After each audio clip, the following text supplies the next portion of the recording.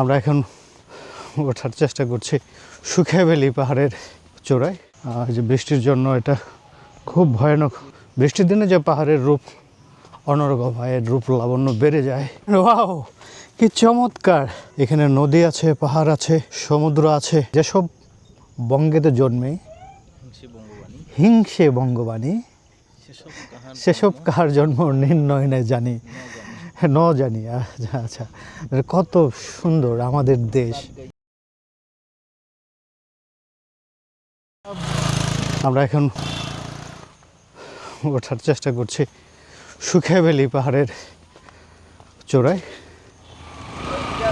Sukhia valley এইদিকে, অর্থাৎ ঠিক আমরা এই যে পাহাড়ের যে রাস্তা দেখতে পাচ্ছি, এটা এই সুখিয়া ভ্যালির ওঠার রাস্তা। একেবারে বৃষ্টির পরে রাস্তা অনেকটাই ডেঞ্জার হয়ে আছে, পিচ্ছিল হয়ে আছে। ভ্যালিতে বা পাহাড়ের চূড়ায় ওঠা কিন্তু অত্যন্ত কষ্টকর ব্যাপার। চারিদিকে ঘন বন জঙ্গল, গাছপালা, এগুলো পাহাড়ি বন। এখানে ম্যাক্সিমাম সেগুন কাঠ। আকাশ মেঘলা, আমরা জানি না যে উঠতে পারবো কিনা। এখানে এদিক দিয়েও একটা রাস্তা নেমে গেছে, একদম খাড়া রাস্তা।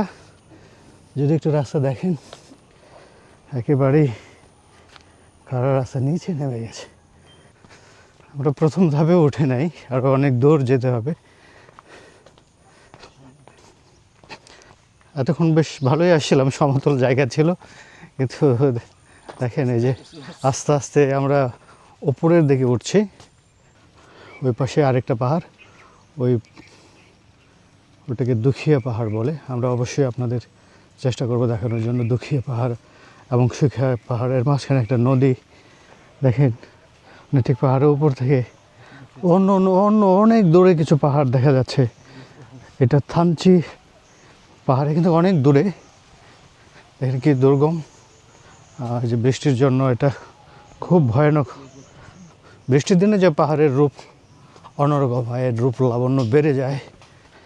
এই যে পাহাড়ের যে পানির সাপ্লাই ট্যাঙ্ক, সুখিয়া পাহাড়ে প্রায় চলে এসছে, কিন্তু এখান থেকে হাইট দেখলে আমার মাথা খারাপ হয়ে যায়। আমি ভাবছিলাম যে আমি চলে আসছি। দেখেন বন্ধুরা, এখান থেকেও আমাদের কত দূর উঠতে হবে। এখন ওই যে পাহাড় যেটা দেখা যাচ্ছে, এখানে উঠতে হবে অনেক দূর, অনেক দূর। আমরা যে ইউরোপের কথা মানে দেখি, আমরা সেই ইউরোপের নানান দেশ দেখি, সুন্দর সুন্দর পাহাড় দেখি, নদী দেখি, ঝর্ণা দেখি। আমাদের যে ধরনের নদী, পাহাড়, ঝর্ণা রয়েছে আমরা হয়তো জানি না। বন্ধুরা, আমরা যত পাহাড়ের কাছাকাছি যাচ্ছি, আমরা খুব মানে রোমাঞ্চিত হচ্ছে। আসলে যারা 2-1 দিন এসে থাকে, মানে বসবাস করে, তারা এর সৌন্দর্য মানে ভালোভাবে উপভোগ করতে পারে। আমরা যদি বৃষ্টির কবলে পড়ে আমাদের কী হবে আমরা জানি না, তারপরেও একেবারে মানে এমন খাড়া জায়গা বাম দিয়ে একেবারে। বন্ধুরা হ্যাঁ, কি একদম খারাপ পাহাড়। আরে বাবা, আরেকটা আছে একেবারে। দেখেন বন্ধুরা, কি একদম খাড়া। আরও এক ধাপ উঠতে হবে আমাদের সুখিয়া পাহাড়ের। ঠিক সুখ লাভ করতে হলে আমরা খুব কাছাকাছি চলে আসি। ভয়ানক মনে হচ্ছে আমার কাছে রাস্তা। যারা দর্শনার্থী তারা অনায়াসে সুখিয়া পাহাড়ে এসে এই রিসোর্টগুলোতে থাকতে পারবেন। সুন্দর।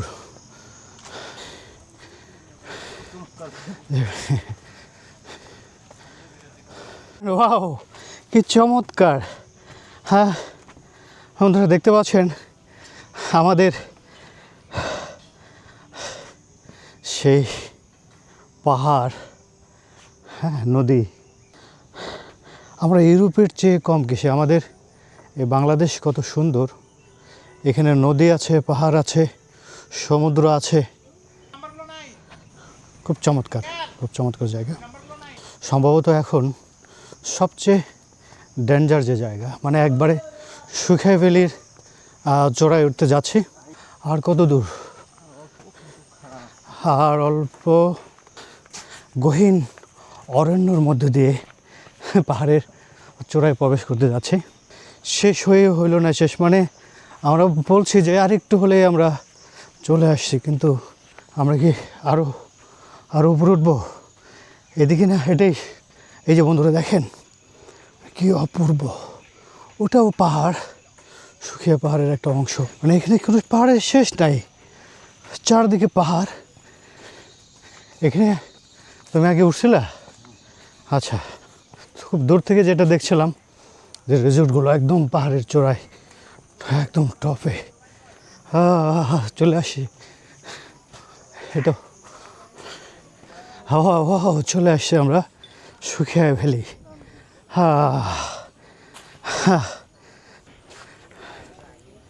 ওকে,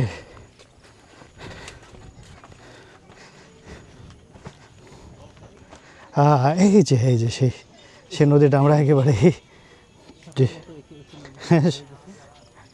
সাপের মতো এদিক থেকে এসে ঠিক আইসের মতো হয়ে চলে গেছে। এই যে পাহাড়ের মধ্যে দিয়ে নদী, মানে অপূর্ব, এক কথায় অপূর্ব। আমরা এই দেশটাকে মানে মানে কতটা অবহেলা করি, অথচ দেখেন যে আমাদের এই দেশটা কত সুন্দর, এক কথায় অপূর্ব। তো সব মিলে আমরা যদি কবির ভাষায় বলি যে যেসব বঙ্গেতে জন্মে হিংসে বঙ্গবাণী, সেসব কার জন্ম নির্ণয় নেই জানি জানি। আচ্ছা, কত সুন্দর আমাদের দেশ, অপূর্ব। তো এই দেশের চেয়ে, মানে নিজের মাতৃভূমির চেয়ে সুন্দর আর কি হতে পারে। আমরা মেঘ দেখতে পাচ্ছি পাহাড়ের উপর দিয়ে, পাহাড়ের ঠিক উপরে মেঘগুলো, আকাশ, কি চমৎকার রূপসী বাংলা যেটা বলে আমরা, জীবনানন্দ দাশের রূপসী বাংলার কথা আমরা বলতে পারি। এটাই সেই রূপসী বাংলা, আর কোথাও সেটা দূরে নয়, এখানেই সেটাই। বন্ধুরা, এখন আমরা ঠিক ওয়াচ টাওয়ারে উঠবো, একদম চূড়ায়, সন্ধ্যার ঠিক আগ মুহূর্তে।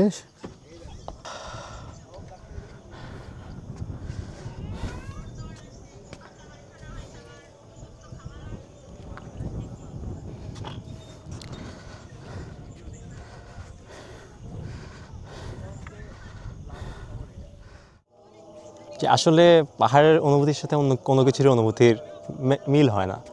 সমুদ্রতে গেলাম, সীতাকুণ্ড গেলাম, অনেক জায়গাতেই গেলাম, কিন্তু পাহাড়ের যে অনুভূতিটা, এখন আমরা এখানে ওয়াচটার উপরে এত উপরে দাঁড়িয়ে আছি, মনে হইতেছে আমরা সাধারণ মানুষের উপরে, শহরের উপরে অনেক উপরে একটা জায়গায় এসে পড়ছি।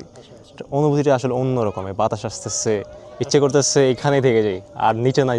সুখিয়া ভ্যালি জায়গাটা কিন্তু অনেক সুন্দর, একদম নিরিবিলি জায়গা।